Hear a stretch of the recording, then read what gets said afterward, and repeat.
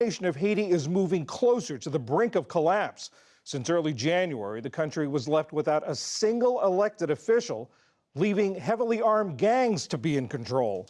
Today, much of the capital, Port-au-Prince, is under the control of gangs that have been targeting police, and Haitians are living in fear and chaos. At a funeral in Port-au-Prince, the families of 3 fallen police officers grieved as their colleagues solemnly saluted their flag-draped coffins.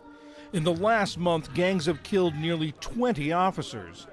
Mourners lamented the lives lost and the turmoil that has engulfed the country.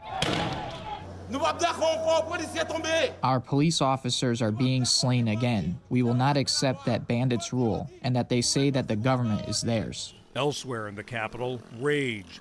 Armed protesters, some dressed in police gear, set fires in the streets, broke through the gates of the airport, and lowered the flags to half-staff to mark the deaths.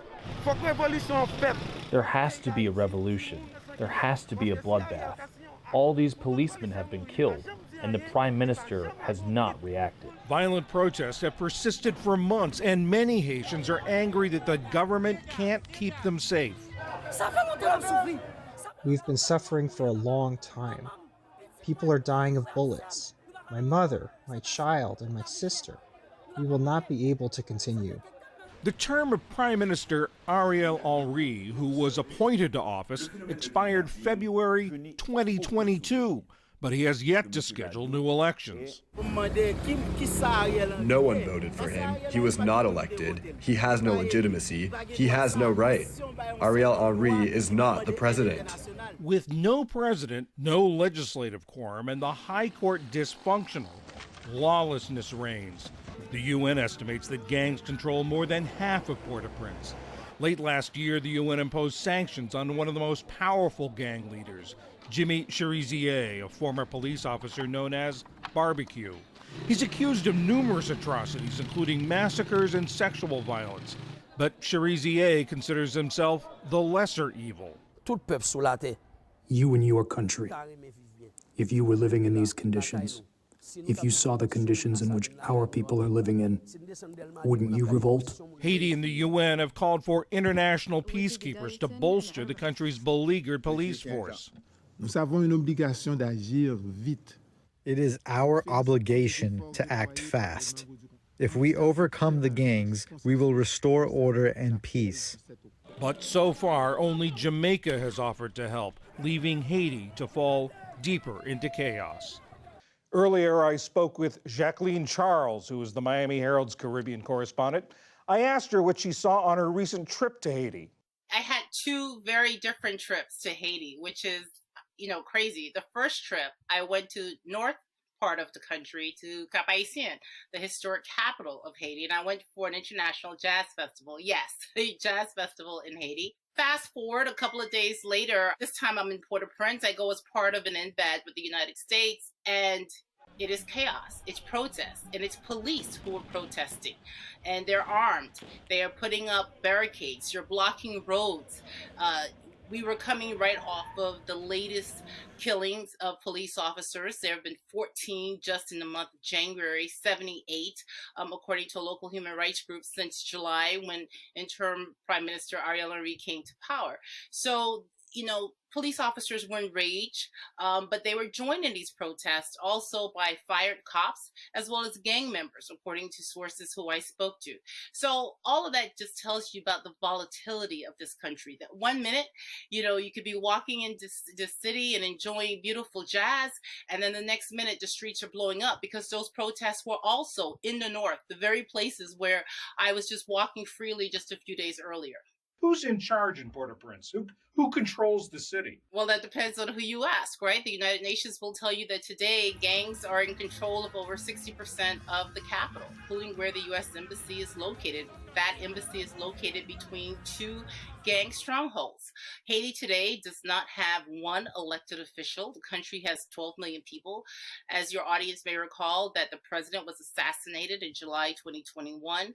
And then in January, the last 10 remaining elected members of parliament, their mandates expired. They were there. They couldn't really do anything. They weren't enough to hold a quorum. But symbolically, at least you said there were 10 elected people. Well, today there's not one. There are no elected mayors, no local officials.